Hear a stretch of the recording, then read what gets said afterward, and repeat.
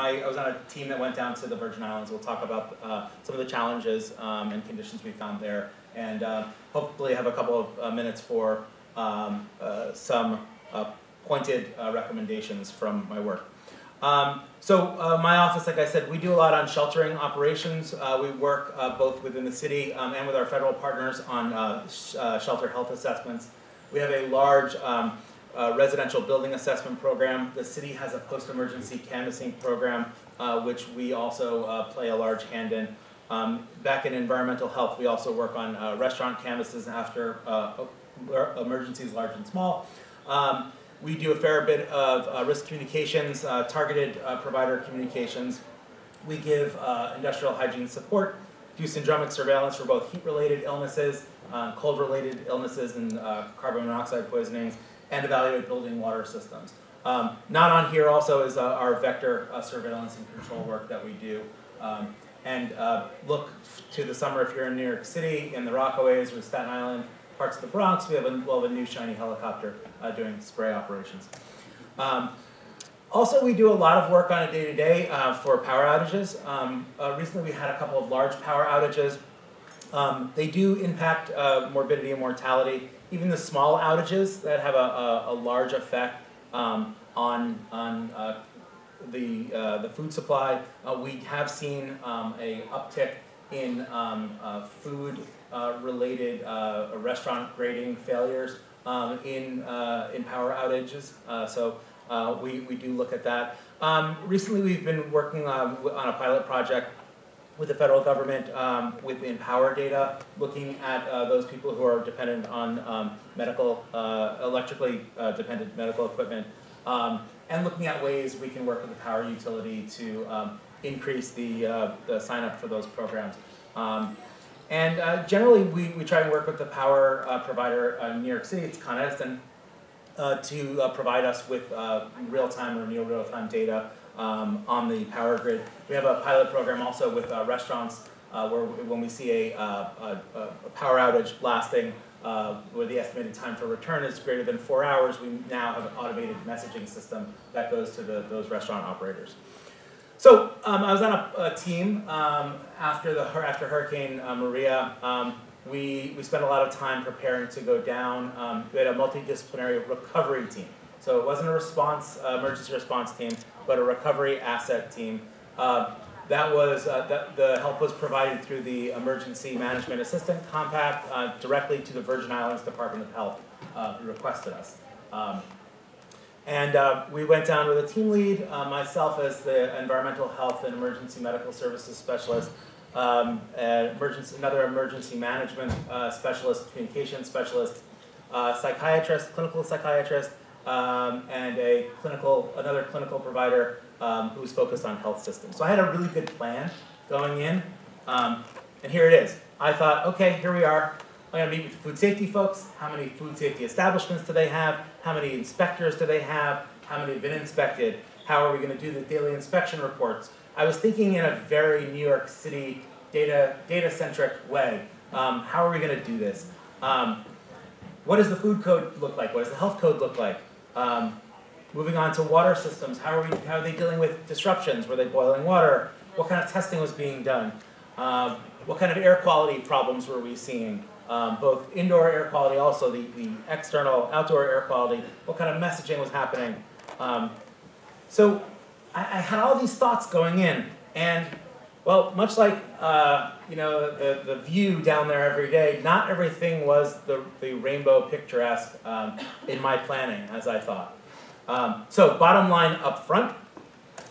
So we realized that we were down there, I think for future folks ever going into a situation doing recovery work, is that it takes a lot of effort and energy to request federal assets, both typing, the configurations. So these things need to be requested really, really early, like immediately. And the recovery process, as soon as life safety has stabilized and a couple of the systems have stabilized, really have to move into recovery operations. So we knew we needed some key federal resources, key resources. The best way to do it was with federal assets. And when we look at the funding in terms of recovery, with immediate, midterm, and long-term, the immediate was going to be mostly federal and then philanthropic. What a lot of folks don't know, in the Virgin Islands at least, that Bloomberg Philanthropies was down there very, very quickly.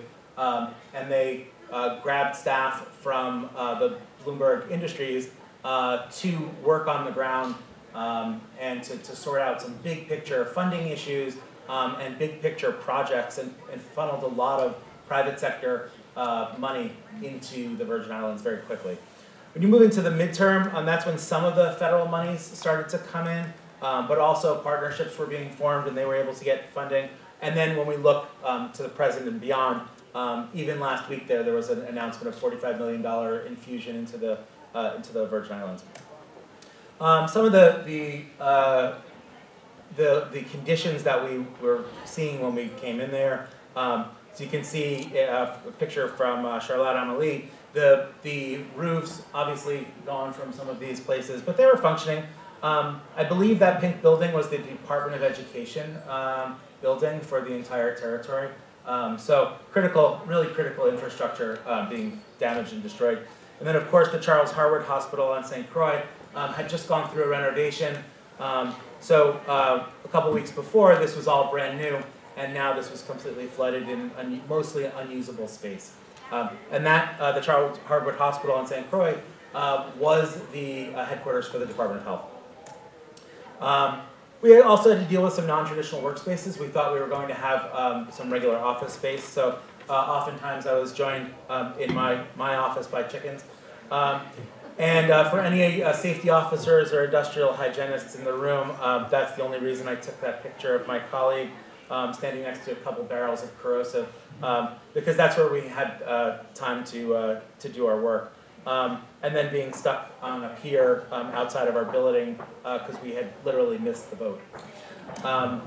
So when we think about environmental health, I like to think of it in three prongs, right? We have a regulated community education, we have general community education, and then we have code enforcement, which is often our inspectors that go in. In New York City, we do things a little bit differently. We still have these three prongs, but we do focus a lot on the regulated community relationship and the education of that community. And it takes us a long time before we issue fines every day, but it takes us a long time or severe violations before we actually close establishments. So when you hear about New York City closing establishments, there really is, there's going to be a threat to public health. And that was definitely true over the summer with our measles activities. So I'm going to quickly run through, I'm not going to read all of this, but just wanted to touch on some of the big picture recovery things that we found. We left them with two major things, two products. At the end of the day, we left them with a very detailed 65-page report on recovery and the framework with which they could use to move forward. But we also left them with another team in place, very much like us, but they were from the state of Washington. And that team then moved recovery planning a little bit further. And then our federal partners also stepped up and had assignees to the territories on a temporary and now on a long-term basis. So there are a lot of major health issues in the territory post-storm, but I think some of these themes that run through that they needed to have a really good communications strategy moving forward. They needed to make sure they had thorough and comprehensive health assessments. That's my 10 minutes, but also I'll go through quickly. So a lot of these things are not novel concepts, but I want to get to the things that I think are most important, and that's more towards the end. So we'll skip the pretty pictures too, but I'm happy to share them with folks. So when we think about the real big take-homes, the disasters, they didn't create any of the problems. Sure, the hospital is left in disarray. Actually, all three large medical facilities in the territory were left with significant damage or fairly unusable. But they just uncovered them. So we're talking about years of neglect, by Congress, by the continental United States towards the territories. So we had a lot of problems there. There was a problem connecting. I talked with colleagues from the Puerto Rico Department of Health yesterday and earlier this morning about the emergency support functions and then the recovery support functions. And sometimes, at least in the Virgin Islands, that was a challenge, navigating those structures within the field office to figure out how to work problems. And sometimes you would go to a federal partner and they'd say, well, that's not me, I'm recovery, or that's not me, I'm emergency support. So that's a challenge, and a unified approach, I think, would be good. We heard a little bit yesterday about fragmentation, so it's important to think about how we can contribute to that, but also how we can break those down. I heard in an earlier session today about siloing, and when you break down those silos, all you have are people wandering around who don't have the structure. But what we really need to do is create windows and doors into those other silos to collaborate across them, which I think is probably a better analogy. We coming in, and this is for folks not just on the ground doing the work in their own territories, their own communities, but when we go and do mutual aid, we have to think about how best that we can plug our skills into the strengths of the response structure.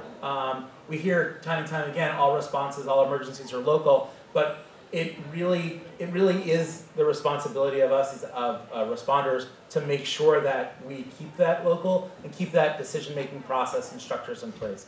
And then lastly, the idea of a long versus short memory.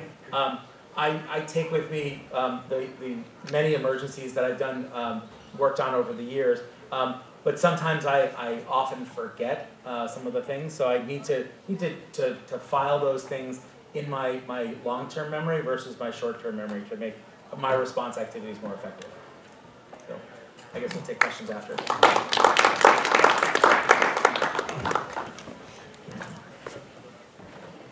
Thank you, Seth. Our next speaker is Mike Primo.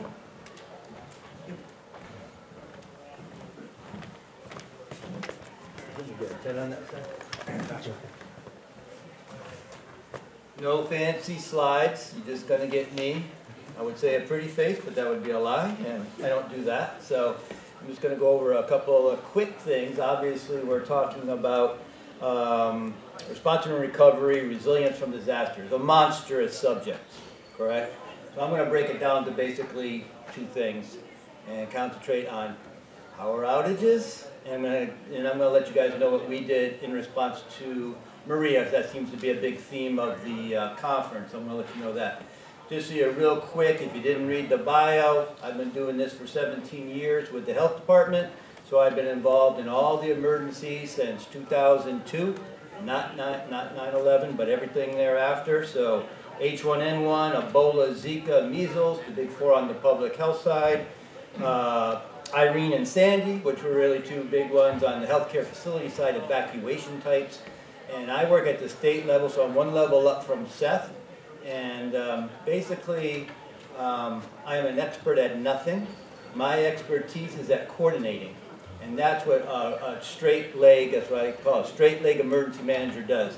Takes the smart people like Seth and a bunch of other smart people together, and we get a plan and we execute. It was very funny. I appreciate what Seth said. He said, "It didn't look like my plan." I always tell everyone, first rule of plan doesn't survive first contact, and that's just the way it is. So they go, "Mike, so why do we do planning?"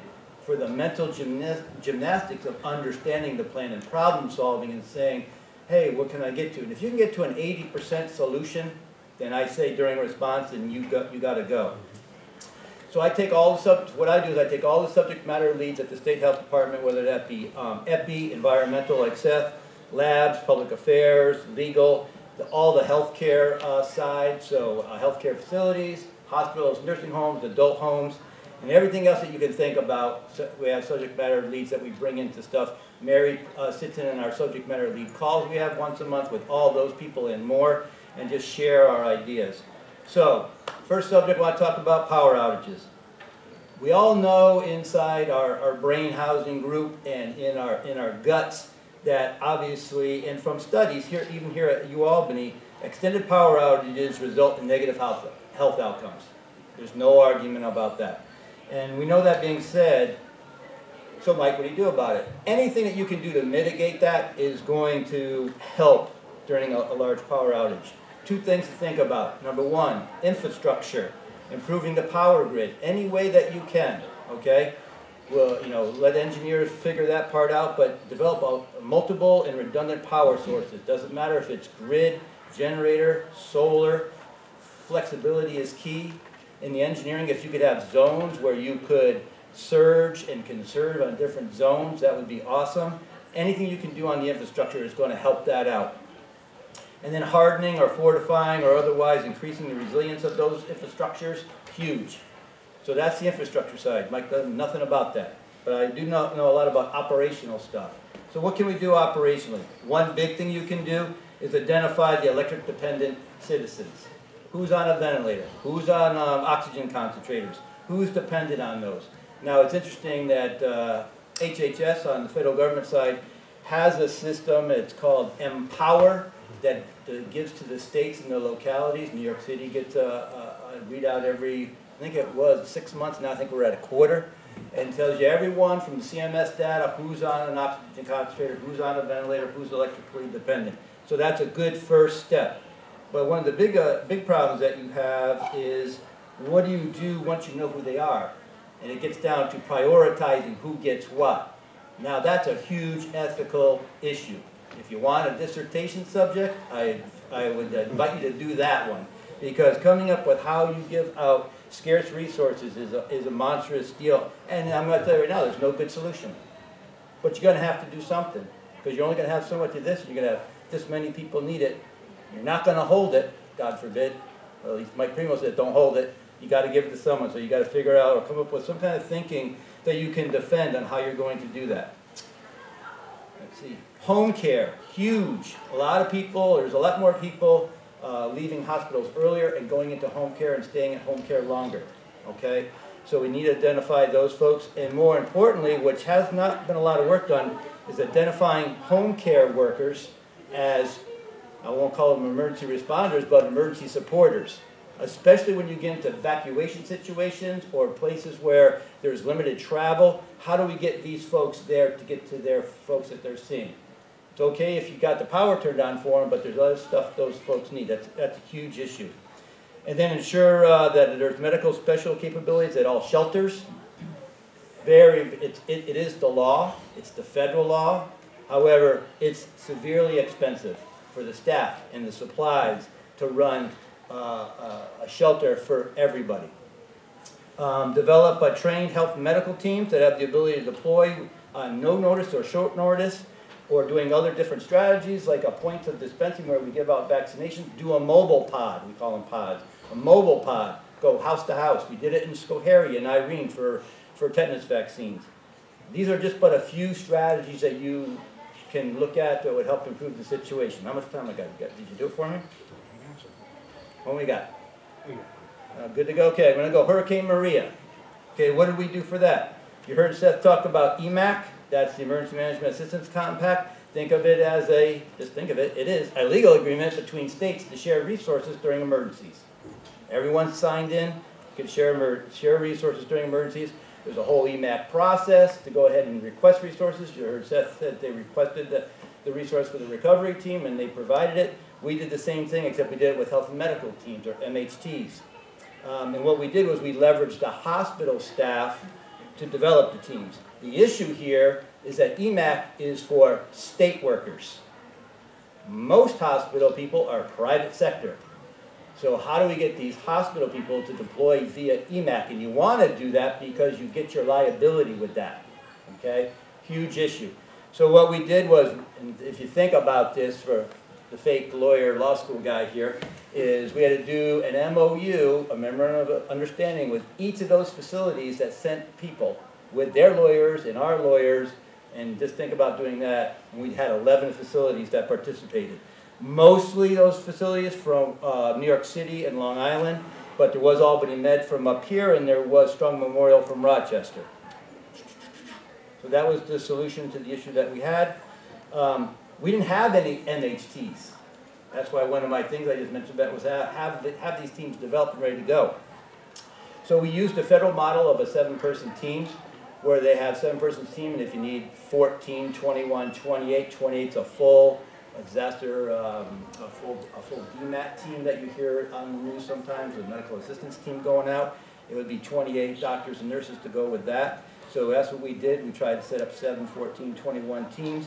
We had to quickly identify the skills that we needed, the equipment and supplies. We had to announce it out, say, hey, we got these teams, do you want to be a part of it? We had to recruit them in, we had to look at it, we had to select them. I'm not taking Seth, I'm not taking that guy. I'm going to take Mary. And we had to do all that selection, had to equip them, we had to train them, we had to deploy them, all in 2 weeks. So that was a huge lift. And then we had to demob or demobilization or come home at the end of that mission.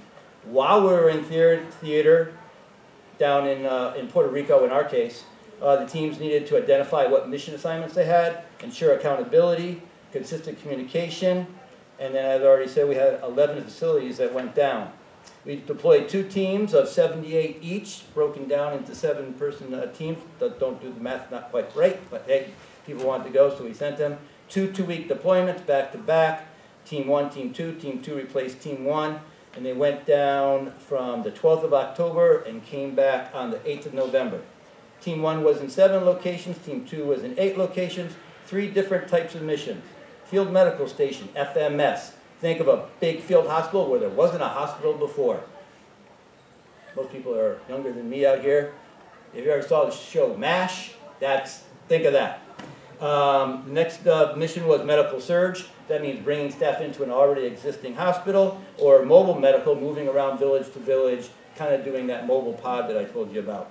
And that's what they did. The locations that they went to was the San Juan Convention Center. They helped support the AmeriCares teams. One group on the second team went with the USS Comfort, the Navy ship. And then we had on the FMS's field medical hospitals, they went into Caracas, Manatee, Bayonne. Where else did they go? Fajardo and Ponce. And that's what we did in the heart. We got time? 10 seconds. Oh my God. I'm going to leave you with this.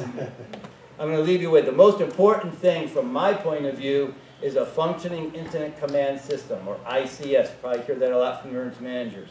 And don't think of it anything more than a problem-solving mechanism. If you have a good ICS with the right subject matter experts assembled and you know how to coordinate them, then not that you're not going to have no problems, but you'll be able to create solutions for all the problems that arise. If 80% of those solutions are already in your plans, you're good to go, and the rest, you do it on the fly. That's my story. I'm sticking to it. Happy to answer any questions at the end. Thank you.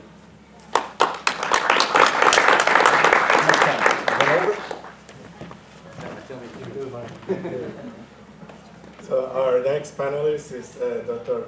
Shaolin.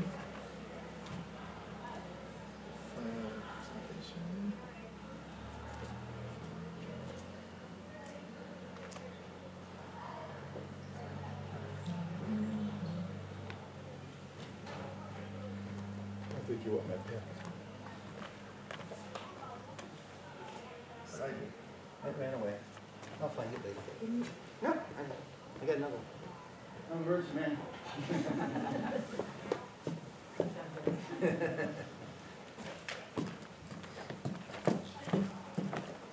Yeah, good afternoon, everyone.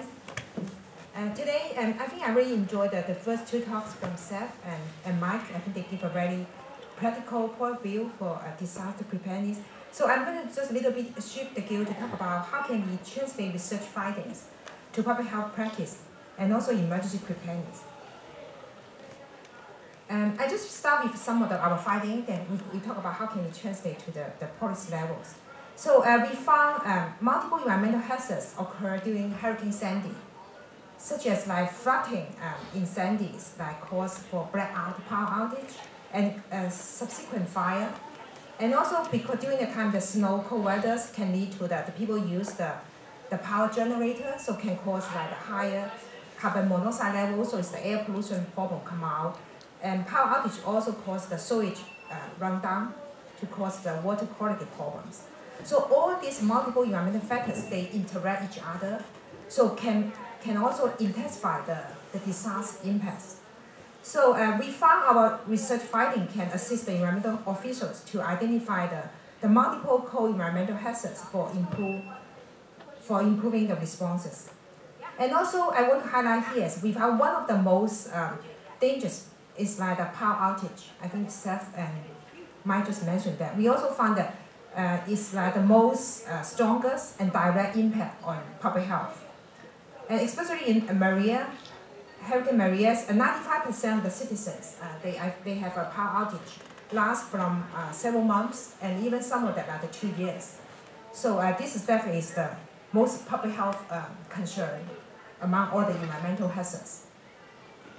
And in terms of mental health problem, which is the most important health issues concerned by the federal government, like the NIH, CDC, and EPA, so we found the anxiety ED visits significantly increased after Hurricane Sandy, and suicide was the most common problems. We also found, very interesting, we found length of stay in hospitals long increased, and the hospital cost total for mental health ED visits increased after Hurricane Sandy. And we also found very interesting, we found the affected area residents, they travel more to get their medical care compared to the control area. And 70% higher for comorbidities such as alcohol abuse and opiate abuse increased during Hurricane Sandy.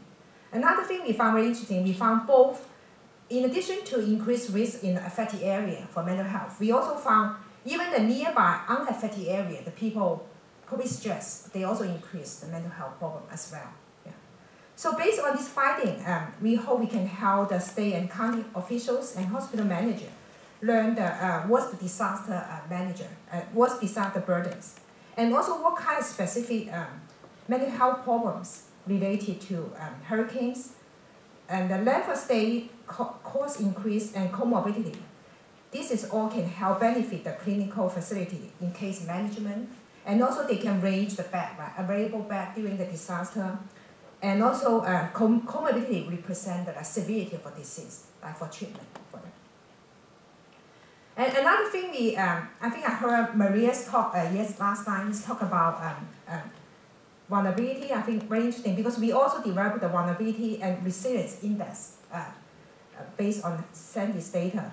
So we found that Black and Hispanic have higher risk than whites after Sandy in both Medicaid and Medicare population have lower, which is different from the traditional concept. We also think the low SES had high risk. But during power outage and disaster, like the hurricanes, we also found the high SES group is more vulnerable to the health impact. We found female, elderly, and other living in mobile homes have a high risk. Yeah. So one thing is like we try to highlight here is like we should ask just like all the policymaker and the county health department just aware, not always low SES had the highest risk for all the environmental exposures. So it depends on the exposure status. So probably like the heat wave and cold spells, low SES have more vulnerable to them. But for power outage and some hurricane disaster, we also found high SES also they are vulnerable to this kind of disaster. And we found that developing the vulnerability and resilience index is very important for the county level. That's what we're doing. And also we come out some of the predictive model by use the machine learning, like data science methods, to come out multiple factors. I show you some slide in the later slides. So this is the map we come out, the community vulnerability index. For different health outcomes, you can see like the cardiovascular, respiratory disease, mental health, and substance abuse and injury. So as you can see, based on this vulnerability index, we can identify which community or zip codes, or even like the small census tracts, they have increased risk. So this will help the policymaker to make a decision which county or which area they should pay more attention to and do the intervention and prevention. And this slide just shows you the different community factors. So we have like the social factors, environmental factors, engineer factors, and also the social demographic factors. So based on these community factors, we use the machine learning, come out a predictive model. So I think my dream is like we should create the platform, so let the policymakers and county or state health department people they can just use the model if you, for example, I live in Ivywood Drive, so we put the address in, so we can know what's the health risk for that area if hurricane come out, or like the winter storm come out. So I think that's the purpose, like we call the IT artificial intelligence, to just predict the health risk. And there are a couple of things I want to highlight here. One is normally when we're doing disaster research, we also have some bias and problems. One of the top one is like because the volunteer response may lead to the selection bias, which can make our findings probably cannot be generalized to the study population. So we do come out some strategy from the September 11 disaster. I was the PI for multiple study for that, and also the Hurricane Sandy study. So one thing is that we should highlight the importance for the participation, regardless the health outcome you look at it. So for example, you look at respiratory disease, probably you just should highlight, use the general term of the breathing problem, rather than say asthma or health or specific health term. And also we should use the similar recall method in both affected area and control area. And we should obtain the similar response rate in the both area. And also compare the demographic between the participants and non-participants to estimate the selection bias. We also use the exclusion criteria to eliminate some of the confounders. Another thing is like for those people, they probably use the, I probably talk about next one. Yeah, for those people, if they use, they answer some questions, we put it here for the information bias, they check yes for all the questionnaire, all the variables. So we just concerned about the quality for that one, right? So we should ask some questions not related, like disability or something, not related to the disaster, to put that in. So that's another way we try to do it. Like this is like information bias, because the affected area people, they might be more intent to recall and report they have symptoms and problems related to the disaster. So one thing is I just mentioned that you put some questions unrelated to the disaster to ask to test the validity. And also we should ask the specific, like the time the exposure and the severity and frequency of symptoms, and list all of all the medication they use or all the exposure. So let them check that to reduce the recall bias. Another thing is like we should ask some of the memorable events such as like the new diagnosis, ED or admission. Because this big event, they have to just like forget, right? So they should have a good memory for that. And we recommend to use the biomarkers and also the objective measurements to validate the self-report information for that, to reduce the bias for research. Yeah, another thing I try to be just like end for these two slides, very important, recommend to improve the data collection and surveillance. So one thing is like, I think multiple speakers yesterday talked about it, is like the partnership with the community group is so important. In the September 11 study, so we work with US City, like the hospital and the landlord organizations, all the community group in the locally. So one thing I want to highlight here is like, you should work with the, work from each stage, from the beginning of the study design, data